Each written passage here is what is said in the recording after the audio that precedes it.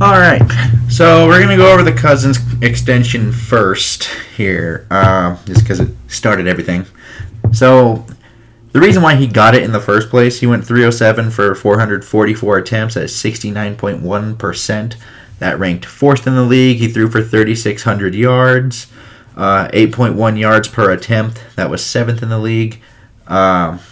He threw 26 touchdowns, which is 5.9%. And for the touchdown percentage, for those who don't use those kinds of numbers, that's pretty much the amount of attempts he had that ended up touchdowns. And that's 5.9%, which ranked sixth in the league. His interceptions, he had 6, which is obviously a really good number to have. That was at 1.4% among qualifying quarterbacks, and which is the same thing, just with interceptions as the touchdown percentage. That was ninth. His quarterback rating at 107.4 was fourth in the league. His adjusted yards per attempt was 8.7. That was sixth. His yards per completion, 11.7, was 12th. His net yards per attempt was 7.2, which was seventh, and his adjusted net yards per attempt was 7.73. Also seventh in the league. So the extension itself was a 2-year, $66 million extension on top of this year. So the main thing for this season was the cap hit goes from $31 million all the way down to $21. That's a nice saving of 10.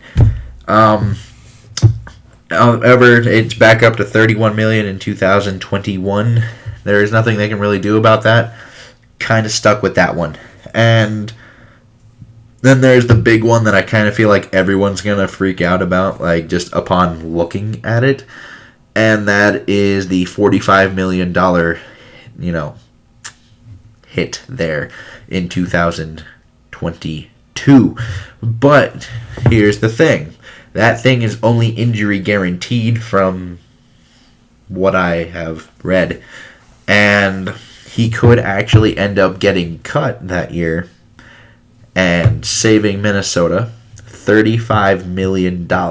So that $45 million, price is not going to actually be what he plays on in 2022 regardless. It's a pretty good guess to say Minnesota wouldn't keep him at $45 million, and we could look at another rework of the contract itself, or potentially just terminating the whole thing to begin with, saving $35 million. Either way, that $45 million is not going to stand. And this was the right move for now. I know there's a lot who are going to claim Armageddon over this, but aside from Diggs now, the entire offense from last season is under contract and in the same system. So yes, this does actually put him as the 5th highest paid quarterback in the league now by averages, but there's actually a decent chance his offense can take strides just by the benefit of having the system there for more than a season, because I don't think we haven't had this in the Zimmer era since Norv Turner, and Norv Turner it was just a bad deal.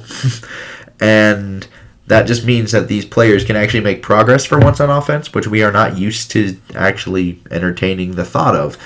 And so even if Kirk Cousins plays at a very similar, if not the same level of play, well, he could still post up better numbers. And considering that he actually was top 7 in a lot of categories, and top 10 in all of those categories I said, except for yards per completion, that could terrify some people if he had to play on this $31 million tag. Well, not tag, but price. This season, just because, next year he could best those numbers potentially just because of the system itself. And, it's also the market that's going to go up because Prescott was hit with a franchise tag today. And so eventually he's going to, go up in money. And you also have Watson and Mahomes that should boost the market considerably. And if he actually is able to best those numbers along with another playoff berth or things like that, if things were to go well, you could be looking at a guy you wouldn't want to have leave because of the production you just got out of him.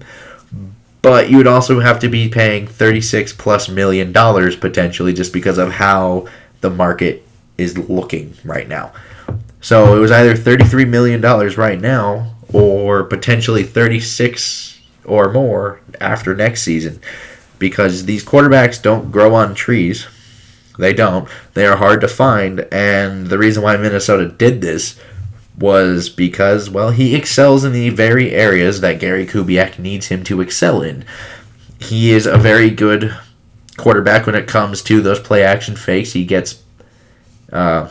has the versatility to go to both sides, which is actually not an easy thing. There's a lot of quarterbacks that actually struggle flipping their hits when rolling out to their left when they are right-handed, and he has no problem with that. He's very accurate when rolling out to his left, which means you can actually run that the staple of this offense with that outside zone, and all of a sudden, you got to worry about both sides. He could just come around this way, because if it's a run to the right, or at least it looks like an outside zone run to the right, that doesn't guarantee Kirk isn't going to come right back out the left. There's a lot of teams that don't do that with their quarterback just because they can't do it. We have one that can and is very good on the play actions. That's been there for his entire career, and this whole offense is based off of these play action passes. So he's pretty much tailor-made for this kind of offense, and that's why they're keeping him, just because these quarterbacks are hard to find. And based on where they're picking, obviously now they can trade up with, they have a lot of ammunition. But just in general, it's the odds of getting a guy that can win right now within reason. They probably can't draft that because they can't get Joe Burrow. They can't get Tua.